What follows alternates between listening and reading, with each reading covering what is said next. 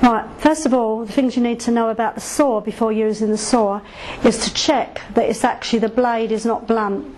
This has been used quite a few times, it's quite white and it's quite loose, so it needs tightening up or turning round first of all and then tightening up. There's always an Allen key stuck to the vacuum. So I'm going to just take the top of this off, take the blade out and turn it round. Pop it back on,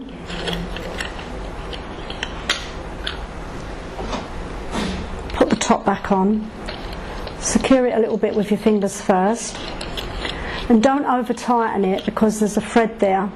So tighten it as tight as you feel that you can't go no more, but don't try to heavy hand pull it right the way across. When it stops, that's it, because otherwise you break the thread inside.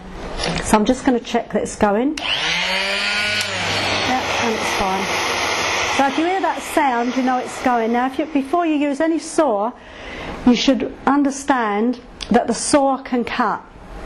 The only reason the saw doesn't cut is because if you look at a roll of wool,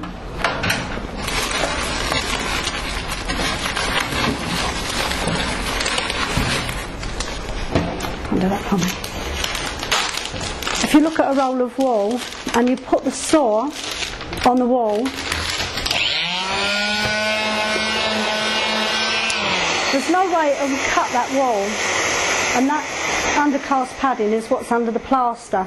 But sometimes people put very little, or kids pull it out, so you've got to be very careful when cutting a plaster off. Now I know there's undercast padding here because I've put it myself, but it's always nice to see, to feel underneath that there's actually padding there first of all. Now always ask the patient, is it okay if I take this plaster off? I'm going to show you how it works, and the way it works, it oscillates, it doesn't go round, and I'm going to show you on my hand. I'm going to avoid any bony prominence, so any cast that's cut off should always be marked. So if we've got a felt tip pen, we can cut down the front and we can cut down the back. Never over any bony parts on the knuckles. Good one there. Always avoid any bony prominences.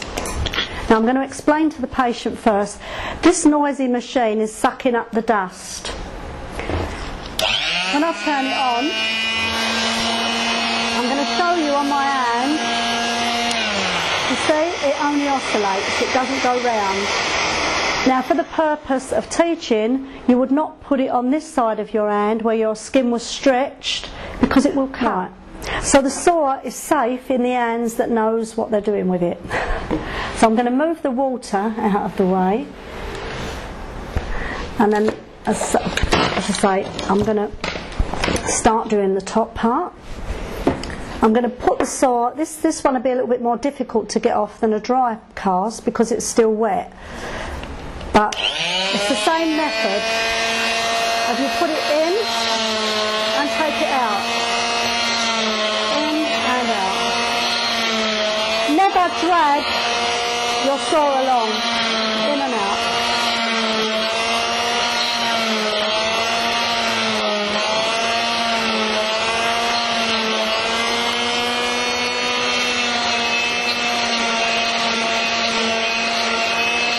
All I'm doing is pushing down and lifting up.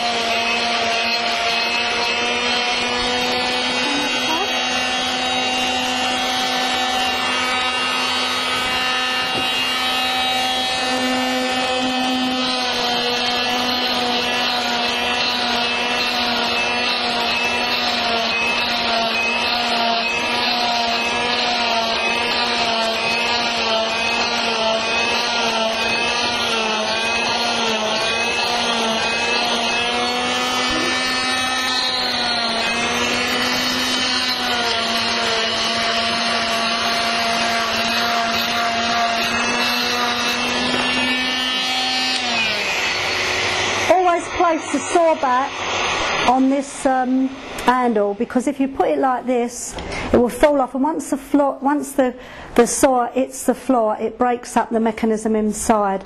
So it's always put back on correctly. And really, myself, I would be using earplugs all the time because I'm using it constantly. But if you're not using it as regular as we would do in the plaster room, then there's no need to wear the spreaders. Are the next thing that you need to use, and these are the spreaders. Make sure when you put the spreaders in that you don't push down on the skin. You lightly spread it open, and it should come open easily. And then you lift up the wall away from the skin and cut through. Now if a patient had come in just to have a plaster split because they'd had a plaster and it was a bit, a bit too tight, or they've been hanging the limb down, I wouldn't have cut the other side. If this patient's just come in for it to be split, I would cut it on one side and I would cut all the way through, and I would check that the skin, there was no blueness, no problem, that she could, can you feel me touching? That she can I can touch the skin and she can feel it all, and then I would lightly bandage this on until she was brought back to the orthopaedic clinic or wherever, whether she was coming back to A&E in a day's time. And then if this swelling had gone down, then we can push the plaster back and put a roller plaster on it and complete it, so we haven't removed the fracture if it was manipulated. Right, so because we've bivalved this, it will undo easy, and bivalving just means to cut either side. Yep. So as I say, we mark the plaster because the saw, actually when you're using it with your eyes looking down, sometimes it can make you go a little bit offside. So if you mark it, then you use your dot line to correctly cut it. But sometimes you can't always see, and you start another line to cut and you've got a bit here through and a bit here not. So if you do the marker, it's easy enough to do. And that's it. That's your safe removal of a cast.